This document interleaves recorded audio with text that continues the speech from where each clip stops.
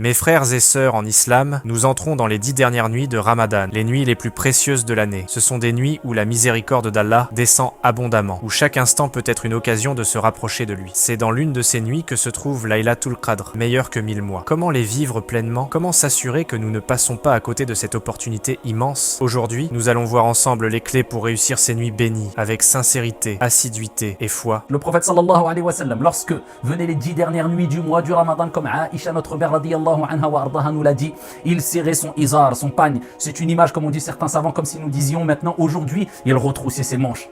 Et ici, il veillait ses nuits en prière et il réveillait sa famille, dans le but de trouver ce trésor inestimable, Laylatul Qadr, qui se situe dans une des nuits parmi les 10 dernières nuits du mois du Ramadan. Certes, les savants ont divergé. Un grand nombre de savants ont dit que c'est lors de la 27e nuit, d'autres ont dit c'est la 29, d'autres ont dit c'est la 25e nuit, d'autres ont dit ce qui est sûr c'est une nuit impaire parmi les 10 dernières nuits. En tout cas, bienheureux est celui qui aura fait des efforts les 10 dernières nuits parce qu'il sera sûr de tomber dans cette nuit-là, Inch'Allah. Et malheureux et humilié soit-il celui qui sera négligent pendant ces 10 dernières nuits, qui n'aura pas su profiter de cette dernière ligne droite, ce dernier sprint. C'est là où tout se joue, entre guillemets. Ayyuha al-akhir, Allah dit dans le Coran, Inna anzalnahu fi laylatil qadr. Inna, nun al-azama.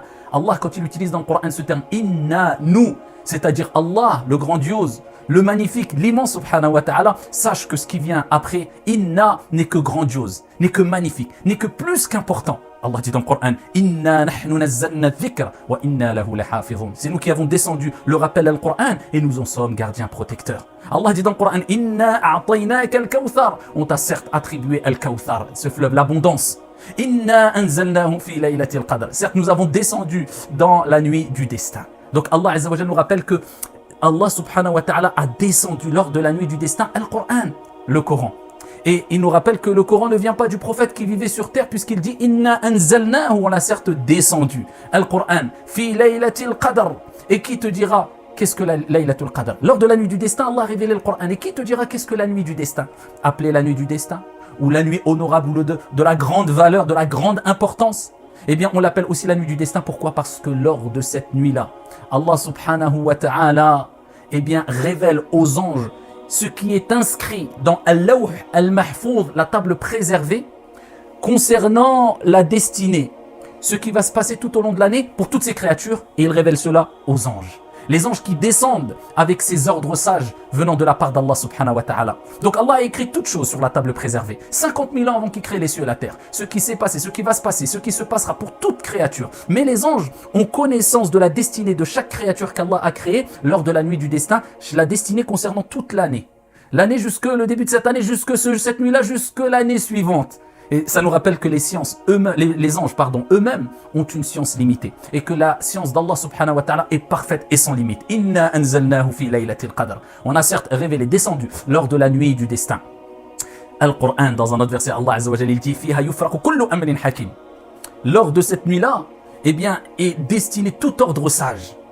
Inna anzalnahu fi laylatil qadr wa ma adraka ma laylatul qadr. Et qui te dira qu'est-ce que la nuit du destin? Laylatul qadr khayrun min alfi shahr. Cette nuit-là est meilleure que 1000 mois. Tanazzalul malaikatu war ruhu fiha bi idhni rabbihim min kulli amr. Les anges descendent.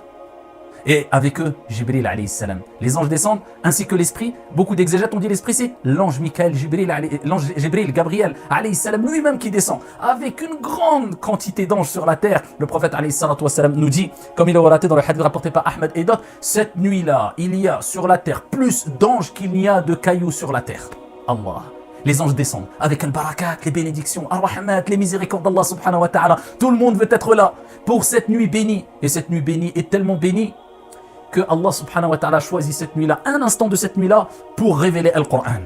Et le Qur'an est tellement béni qu'il a laissé un impact indélébile de bénédiction lors de cette nuit, jusqu'à la fin des temps et au-delà. Inna anzalnahu fi laylatil qadr. On a certes descendu Al-Qur'an lors de cette nuit bénie. Qui va profiter de cette nuit comme il se doit? Et comment profiter de cette nuit comme il se doit? En lisant beaucoup le Qur'an. En faisant des prières surérogatoires. Le principal, c'est pas de faire, est-ce que je fais 11 ou 23 ou 50 prières? Le principal, c'est de les faire concentrer, avec un cœur présent. Et de rester le plus longtemps possible en étant concentré, même si tu fais que 2 unités de prière. Et de choisir particulièrement le dernier tiers de la nuit. Ce moment-là où Allah subhanahu wa ta'ala dit, qui me demande que je lui donne, qui m'invoque que j'accorde.